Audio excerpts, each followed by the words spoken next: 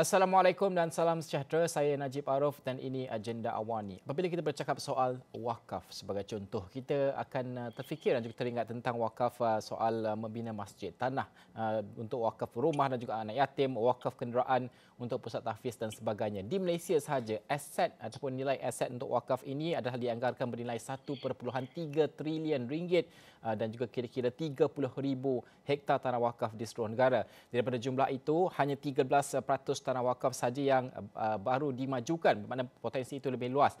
Namun wakaf tidak hanya terhad kepada aset-aset material seperti ini sahaja, malah kalau kita melihat pada unit amanah juga kini memulakan langkah mereka untuk ke arah wakaf, dan ini yang kita bincangkan pada malam ini. Idea yang sangat menarik, saya kira saya nak bersama dengan dua orang yang hebat, iaitu pertama sekali Profesor Dr. Muhammad Akram Zaldin, pengerusi ASNB Wakalah Sdn Berhad, dan juga Encik Muhammad bin Husin, Ketua Pegawai Eksekutif Pengarah Eksekutif Amanah Saham Nasional Berhad ASNB. Terima kasih kerana bersama dengan kami pada jam ini. Pertama sekali, kalau boleh kita pergi kepada Prof Muhammad terlebih dahulu untuk kita memahami wakaf ini, kerana sering kali kita berfikir tentang wakaf adalah tanah. Apa yang tanah kita berikan dan sebagainya, bantuan kenderaan kepada pusat tahfiz, kepada rumah anak yatim dan sebagainya. Tetapi boleh terangkan sedikit bagaimanakah wakaf ini berfungsi? Kerana kalau kita lihat hanya 13% untuk tanah wakaf baru dimajukan. Itu menunjukkan gambaran tahap kefahaman kita tentang wakaf dan sebagainya. Kalau untuk inisiatif ini, secara generalnya wakaf itu di mana tahap kita pada ketika ini, dan juga mungkin inisiatif ini juga. Okay, bismillahirrahmanirrahim. Wassalatu wassalamu ala Rasulillah wa ala alihi wa sahbihi ajma'in. Terima kasih pada saudara Najib. Sememangnya Najib, sebagaimana dia sebutkan tadi kan di awal tadi, bahawa bila kita sebut tentang wakaf ni, apa yang datang ke benak kita biasanya ialah tanah perkuburan, masjid, surau dan sebagainya. Tapi kalau kita lihat konsep wakaf ni sendiri dalam syariah itu sendiri, wakaf ni sebenarnya adalah satu perbuatan ataupun sesuatu yang kita lakukan untuk menahan sesuatu harta ataupun memindah bilikkan harta yang kita ada dan manfaat harta yang kita ada, yang mana manfaat itu akan dipindahkan, tetapi dari segi fizikal ataupun ain harta itu kita akan serahkan kepada pihak yang diberikan tanggungjawab untuk menguruskan wakaf, dan ianya akan digunakan untuk tujuan kebajikan, untuk mendekatkan diri kita kepada Allah SWT. Dan wakaf ni kita kata dikira sebagai sebahagian daripada amal jariah kita lah, amalan yang berterusan insya-Allah. Dan kalau kita lihat dalam Islam sememangnya menggalakkan aktiviti wakaf ini supaya harta yang kita miliki itu tidak tertumpu kepada orang-orang yang tertentu saja, orang yang kaya dan sebagainya, tetapi ianya dikongsi bersama oleh yang kaya dan juga yang miskin. Khususnya kita sekarang ni kan dalam keadaan pandemik dan sebagainya, ramai orang di luar sana yang memerlukan bantuan. Jadi menjadi tugas tanggungjawab kita insya-Allah melalui wakaf, konsep wakaf yang kita perkenalkan ini, insya-Allah kita akan dapat membantu lebih ramai lagi kepada mereka-mereka yang memerlukan di luar sana. Dan kalau kita lihat konsep wakaf ni juga kan, sebenarnya ianya suatu yang memangnya ada di dalam sejarah Islam. Dan kalau kita lihat semasa zaman Nabi SAW, contohnya biasanya kita sebut tentang wakaf Sayyidina Uthman radhiyallahu an, yang mana beliau mewakafkan perigi dan perigi di Madinah semasa zaman Nabi SAW. Selepas Rasulullah berhijrah ke Madinah, di sana ada satu perigi yang yang memberikan air kepada penduduk Madinah secara keseluruhannya. Jadi perigi ini dimiliki oleh seorang Yahudi. Jadi apabila tiba musim kemarau, sememangnya kita kata air diperlukan, dan Sayyidina Uthman melihat pemilik perigi ini mengambil kesempatan. Dia meletakkan harga yang tinggi untuk mereka yang dapat manfaat daripada perigi itu. Jadi Sayyidina Uthman pun membeli perigi itu dan mewakafkan untuk kegunaan semua orang Islam dan juga orang bukan Islam. Dan banyak lagi lah kita kata contoh-contoh yang kita lihat, kita kata daripada zaman Nabi SAW sampailah ke sekarang. Dan di Malaysia ini juga kita kata pihak berwajib yang diberikan tanggungjawab untuk melaksanakan wakaf, untuk mentadbir wakaf ialah pihak berkuasa agama negeri. Dan banyak kalau kita tengok tanah-tanah wakaf dan juga bangunan-bangunan yang diwakafkan yang memberi manfaat kepada ramai orang lah. Dan harta wakaf kontemporari yang kita perkenalkan adalah seperti wakaf unit amanah, wakaf saham, wakaf tunai dan sebagainya. Dan ini juga sebenarnya merupakan satu bentuk wakaf yang baru yang boleh dikembangkan untuk menjana manfaat yang lebih luas. Jadi bukan terhad kita kata kepada tanah dan sebagainya, bangunan, tetapi juga insya-Allah kita perkenalkan wakaf unit amanah, wakaf saham yang boleh kita manfaatkan bersama insya-Allah. Okey, itu bagaimana untuk kita melihat kerana Prof menyebutkan bahawa manfaat daripada wakaf itu adalah niatnya dan juga fungsinya adalah dinikmati oleh secara bersama, tidak kira golongan kaya ataupun golongan yang dalam keadaan sukar dan sebagainya. Namun kalau kita bercakap soal wakaf ASNB ini, kita berbalik semula kepada soal kalau wakaf sebelum ini kita bercakap tanah, bangunan dan sebagainya, mungkin golongan-golongan yang berpendapatan tinggi ataupun kaya sahajalah yang mampu berwakaf dan sebagainya. Namun kini peluang itu terbuka luas. Sesiapa sahaja mungkin boleh memasuki melalui wakaf ASNB ini. Kalau boleh terangkan bagaimana fungsi wakaf ASNB ini dilakukan dan juga adakah sesiapa sahaja yang mempunyai kemampuan untuk beri unit amanah boleh melakukan wakaf ini atau bagaimana? Sebenarnya kalau kita lihat wakaf ASNB ini adalah merupakan satu perkhidmatan yang diperkenalkan kepada semua pemegang unit ASNB di bawah inisiatif ASNB PNB dengan kerjasama Majlis Agama Islam Wilayah. Dan ini saya kira satu inovasi lah. Alhamdulillah kita kata satu inovasi yang kita laksanakan yang mana kita menggabungkan antara konsep pelaburan dan juga konsep wakaf. Alhamdulillah kita kata kita mempunyai ramai pelabur-pelabur di sana yang diberikan kesempatan oleh Allah Subhanahu Wa Taala untuk mereka melabur dalam ASNB ataupun unit-unit amanah saham yang lain.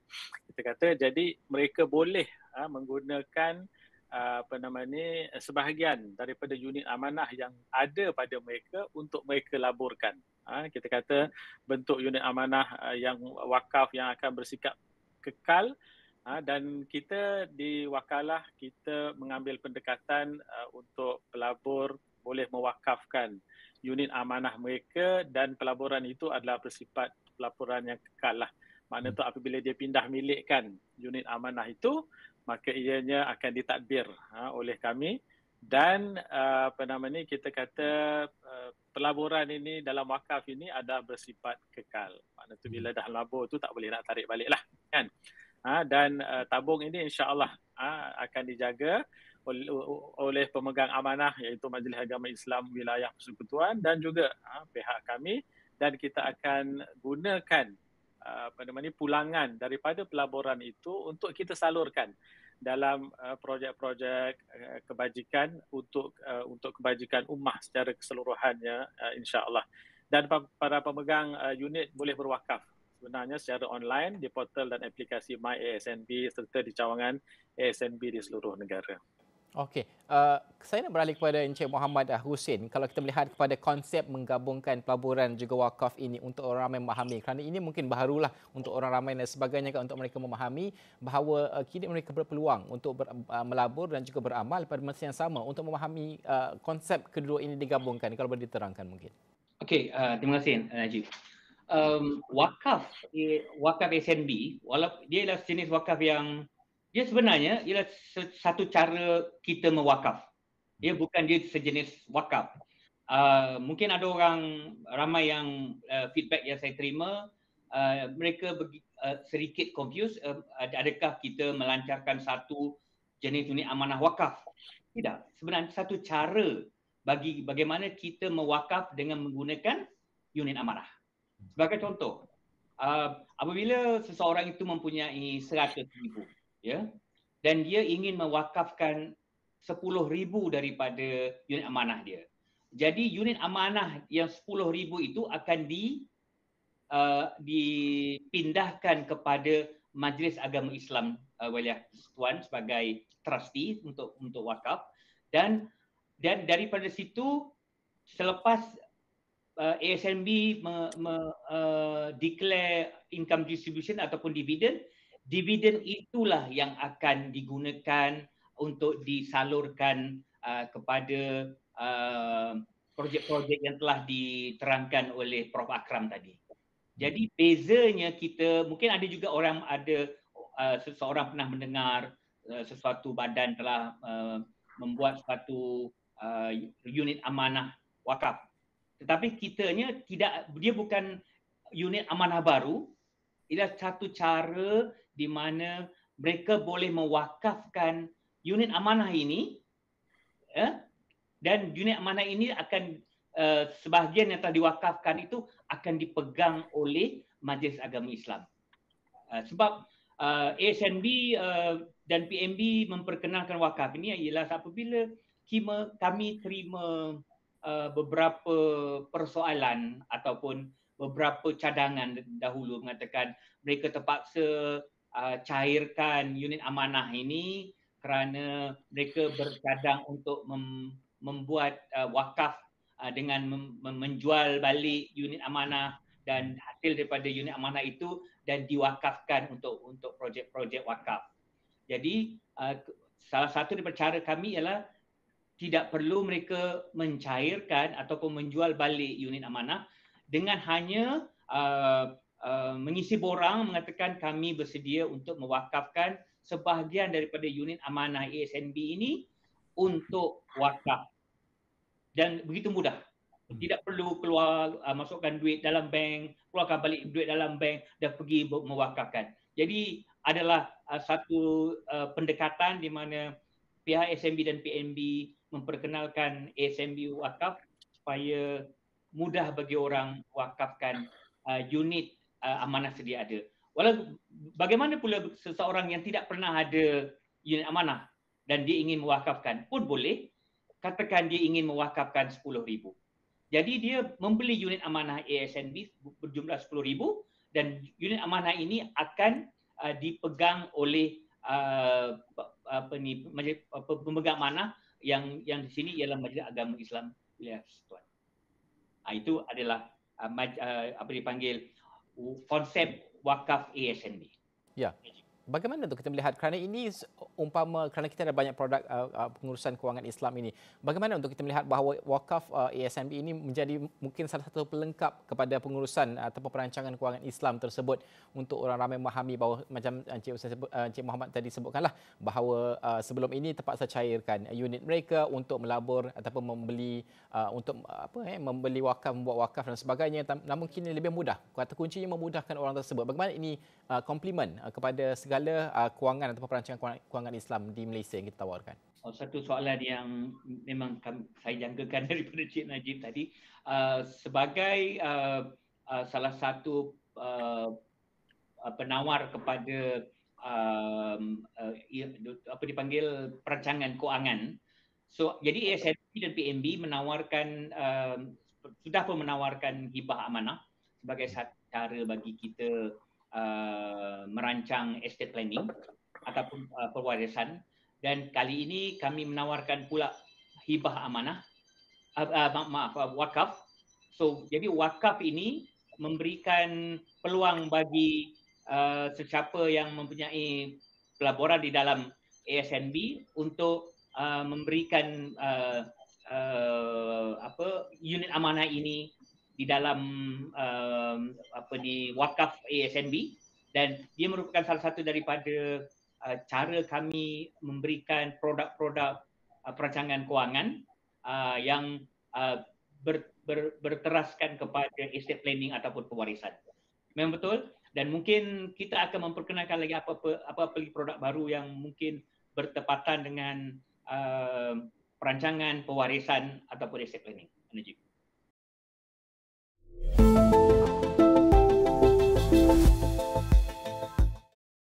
Prof, saya nak balik kepada Prof kerana Prof juga merupakan pengerusi ASNB Wakalah. Mungkin apakah peranan yang dimainkan oleh ASNB Wakalah sendiri dalam pengurusan wakaf ASNB ini, dan juga bukan itu saja, kita juga melihat mungkin siapakah yang akan menentukan apakah bentuk projek-projek wakaf ASNB yang akan dilaksanakan nanti.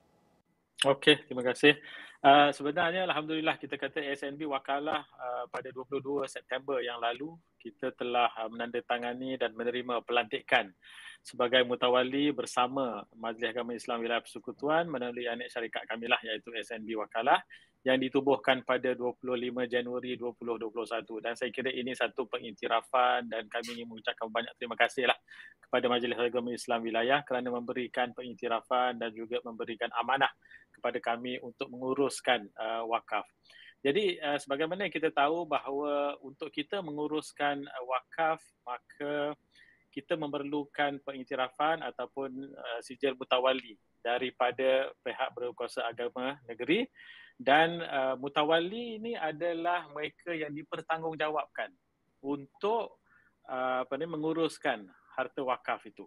Dan seperti kita kata pentadbiran, pengagihan dan sebagainya, semua itu termasuklah kita kata di dalam skop pengurusan ini. Jadi apabila kita mendapat sijil mutawali ini, maka ianya memberikan hak kepada ASNB Wakalah untuk kita menguruskan wakaf ini secara keseluruhannya lah. Mana tu apabila daripada kita kata pelabur yang mewakafkan unit amanah mereka kepada kami, sebagaimana diterangkan oleh Encik Muhammad tadi, mana tu bila kami akan menguruskan keseluruhannya. Kita ada platform kita ada apps kita dan sebagainya. Apabila pelabur bersetuju kita kata untuk mewakafkan unit amanah mereka, maka unit amanah mereka akan dimasukkan ke dalam satu tabung, yang mana unit-unit amanah yang dimasukkan dalam tabung itu akan dilaburkan, kemudian pulangan daripada pelaburan itu akan kita gunakan untuk tujuan kebajikan. Dan alhamdulillah kita kata kita mempunyai infrastruktur yang lengkap. Sebagaimana kita tahu bahawa PNB adalah satu organisasi yang telah mempunyai pengalaman yang begitu luas lah kita kata dalam bidang pelaburan ni. Jadi melalui infrastruktur yang ada pada PNB itu, kita akan menguruskan unit-unit yang diwakafkan ini dengan sebaiknya dan dengan seterusnya, insya-Allah, untuk kita memberikan keyakinan kita kata kepada pelabur-pelabur kita yang mewakafkan unit-unit mereka, dan kita mempunyai jawatankuasa bersama antara wakalah dan juga Majlis Agama Islam Wilayah untuk kita bincangkan apakah projek-projek yang terbaik kita kata yang akan kita gunakan pulangan daripada pelaburan unit-unit wakaf tersebut, dan kemudian insya-Allah semuanya itu akan dilaporkan kepada pelabur kita, dan itu kita kata termasuk dalam skop tugas tanggungjawab kami lah di SNB Wakalah, sebagai yang termaktub kita kata, ataupun yang dipersetujui bersama dengan Majlis Agama Islam Wilayah sebagai mutawali. Dan tidak ada masalah untuk aset tersebut, aset wakaf tersebut dilaburkan di masa hadapan? Ya, sebab setiap unit amanah yang dilaburkan, kalau kata seorang itu dia melaburkan 10,000 unit amanah dia, maka 10,000 unit itu akan dimasukkan dalam satu tabung, dan unit amanah itu akan dilaburkan sebagaimana PNB menguruskan unit-unit amanah yang lain lah, kan? Dan unit amanah itu akan kekal di situ. Sebab ini salah satu daripada ciri-ciri utama wakaf lah. Sebab wakaf ni apabila kita mewakafkan sesuatu, sama ada harta kita dan sebagainya, mana tu capital ataupun modal yang kita wakafkan itu akan kekal. Jadi kalau kita letak 10,000 itu akan kekal di dalam dana wakaf itu, dan 10,000 itu akan dilaburkan. Bila dilaburkan akan ada pulangan daripada 10,000 yang kita wakafkan itu, pulangan itulah yang akan digunakan untuk tujuan kebajikan. Jadi jumlah ataupun unit pokok yang kita laburkan itu akan kekal. Sebab itu insya-Allah dari segi jariahnya, dari segi pahalanya, ianya akan berpanjangan insya-Allah, kerana unit yang kita laburkan itu untuk wakaf ini ianya akan berkekalan, dan insya-Allah kami akan menguruskannya dengan terbaik insya-Allah. Okey, Encik Muhammad Hussein, kalau kita melihat bahawa mungkin ini adalah soal amal jariah kita, wakaf ini, namun pada akhirnya perbezaan antara instrumen wakaf itu juga akan menarik perhatian orang untuk masuk ke mana, untuk wakaf di bahagian mana sebagainya. Apa kelebihan mungkin wakaf ASNB ini untuk menarik orang ramai lebih masuk ke dalam wakaf ASNB ini? Najib, boleh saya tambah sikit apa yang Akram cakap tadi?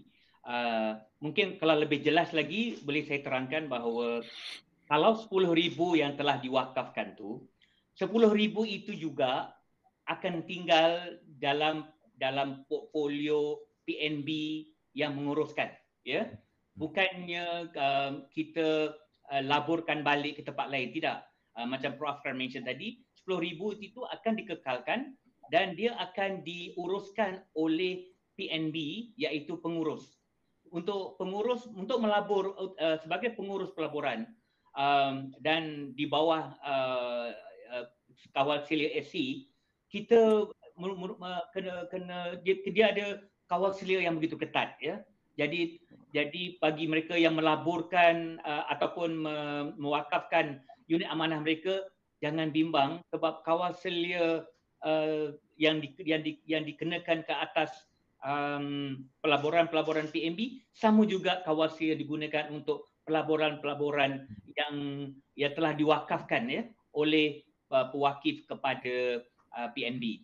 Jadi hasil daripada setiap tahun pelaburan itu akan memberikan pulangan, sebagai contoh pulangan dari segi dividen. Jadi dividen inilah yang akan digunakan seperti mana Prof Akram mention tadi, dia akan dikumpulkan dan di-channelkan ke kebajikan-kebajikan yang telah kita kenal pasti. Jadi yang membuatkan uniknya ASNB wakaf ialah pengekalan ataupun jariah itu berpanjangan. Selagi ASNB ada, selagi Mawib sebagai pemegang amanah kepada wakaf ada, selagi itulah prinsipal wakaf akan kekal. Hanya yang digunakan adalah dividen ataupun income distribution yang didapati daripada prinsipal unit amanah itu. Jadi itulah yang akan berkalan ataupun jariah yang kita akan bahagikan kepada penerima-penerima yang akan ditentukan oleh ASNB Wakalah di mana patut kita berikan, dan satu lagi proses dalam memastikan bahawa penerima-penerima wakaf ini adalah penerima-penerima yang telah dikenal pasti dan diabsahkan memang layak untuk menerima wakaf daripada ASNB Wakalah. Okey, Encik Muhammad Hussein, mungkin secara ringkasnya untuk penonton Extra Awani menonton pada ketika ini, untuk mereka mengetahui di mana saluran untuk mereka pergi untuk mendapatkan maklumat, untuk mendaftar dan sebagainya.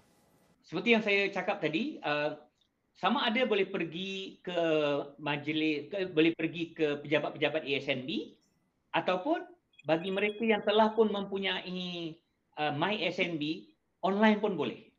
Ya, dengan menggunakan online dan daftar, kalau mereka sudah mempunyai unit amanah, mereka akan saja mereka akan hanya memberitahu berapa yang perlu diberi, yang perlu dikeluarkan untuk wakaf, minimum ialah 1,000.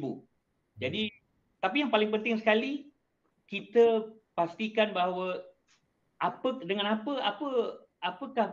benefit ataupun faedah dengan selain daripada amal jariah, ialah kita telah mendapat cukai, dipanggil income tax punya pelepasan, di mana kalaulah katakan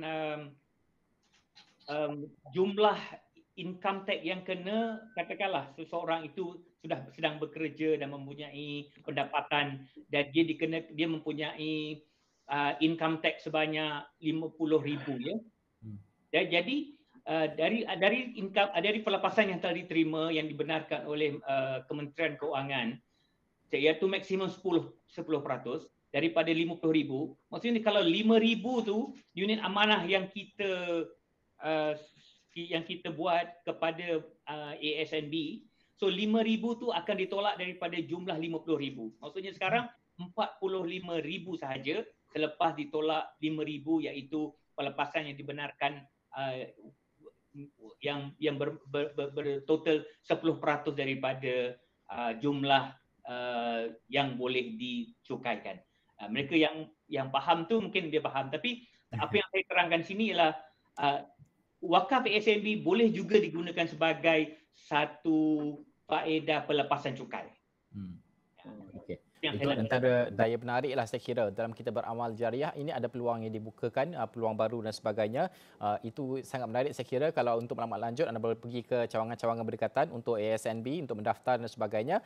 Secara online pun dah boleh seperti Encik Muhammad Hussein sebutkan tadi. Terima kasih kerana meluangkan masa bersama kami membincangkan topik yang saya kira cukup menarik. Itu tadi pertama sekali kita bersama dengan Profesor Dr. Muhammad Akram Ladin iaitu pengerusi ASNB Wakalah Sdn Bhd dan juga Encik Muhammad Hussein iaitu Ketua Pegawai Eksekutif Pengarah Eksekutif Amanah Saham Nasional Berhad ASNB membincangkan tentang wakaf ASNB. Sekian saja Jendawani untuk malam ini. Saya Najib Arif. Assalamualaikum. Salam hormat.